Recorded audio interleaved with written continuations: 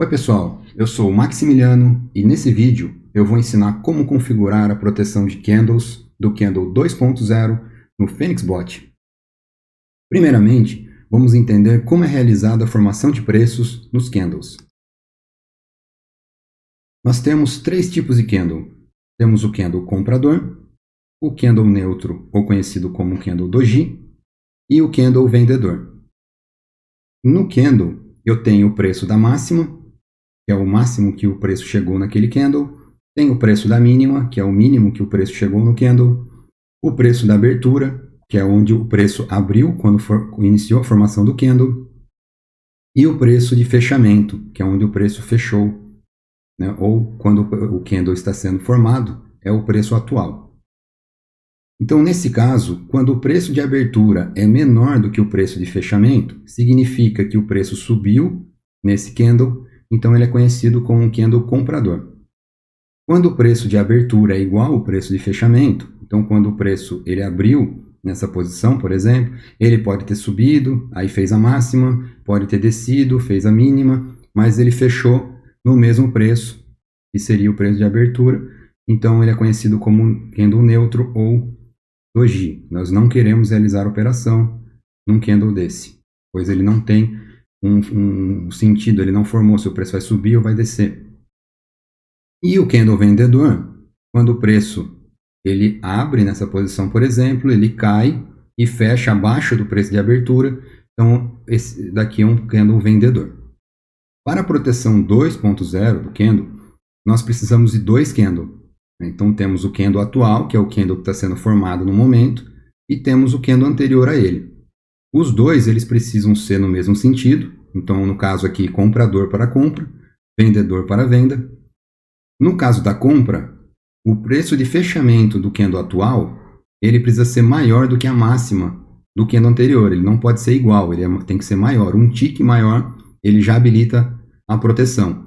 Então com isso, nós queremos realizar trades em movimentos que o preço está subindo e está rompendo a máxima do candle anterior. Isso mostra que o preço pode continuar subindo. Então queremos realizar o trade nessa posição aqui, um tick acima da máxima do candle anterior para realizar uma compra. Então para a compra, o preço de fechamento tem que ser maior do que o preço de abertura dos dois candles e o preço de fechamento do candle atual tem que ser maior do que a máxima do candle anterior. Que é esse desenho aqui. No caso da venda, temos o preço de fechamento, ele precisa ser menor do que o preço de abertura em ambos os candles. É o caso aqui, os dois candles têm que ser vendedor. E o preço de fechamento atual, do candle atual, tem que ser menor do que a mínima do candle anterior. Então, quando o preço de fechamento ele rompe a mínima um tick abaixo, aí ele habilita a proteção. Então agora vamos olhar o indicador. Então aqui, vou em indicadores, eu tenho aqui o indicador da proteção de candles, vou colocar aqui no gráfico. Aqui em habilita proteções, eu tenho como escolher aqui qual a proteção de candle que eu quero. Eu vou aqui escolher a proteção de candle 2.0. Ela não possui parâmetros, né? Então o Fênix ele já realiza o cálculo sozinho. Então basta eu habilitar a proteção aqui do candle 2.0, clico em OK aqui no indicador, e ele vai colorir aqui para mim os candles que poderiam dar uma venda, habilitaria uma venda ou uma compra.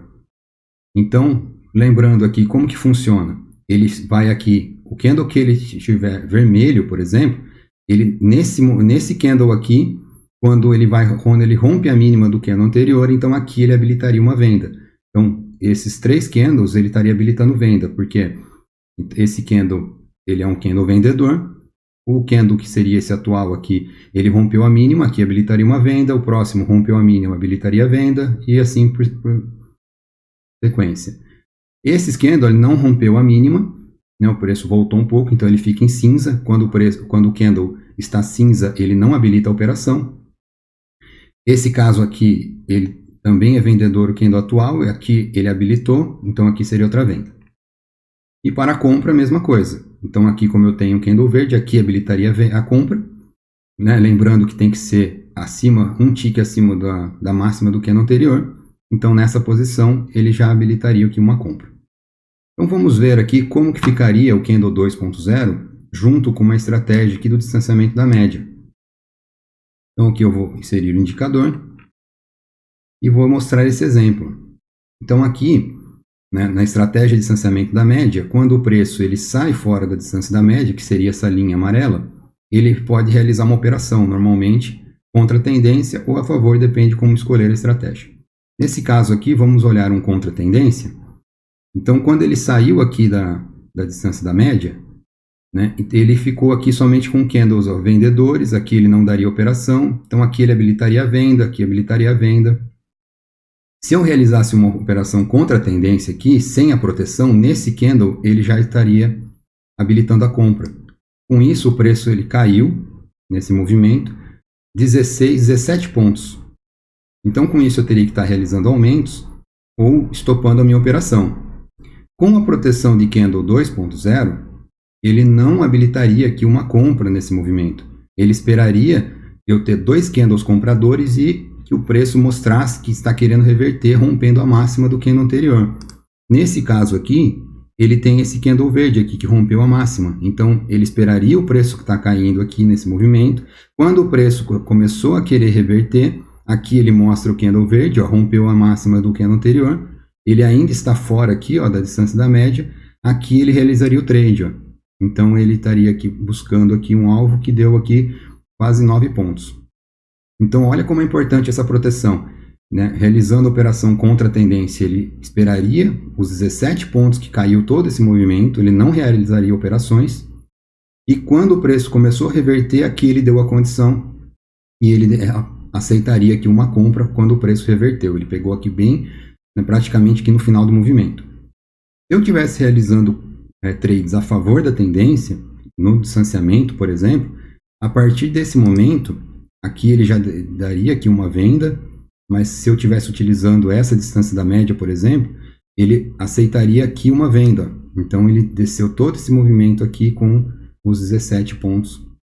Né? Então, ele sempre procura um movimento onde o preço, se estiver caindo, ele rompe a mínima. Né? Isso pode significar que o preço vai continuar caindo, né? Não necessariamente, mas como a gente procura, né, padrões, né, nos candles, na formação de preço, então esse seria um padrão, e a partir do momento que ele tem 2 candles vendedores, rompeu a mínima, eu tenho a probabilidade do preço continuar caindo.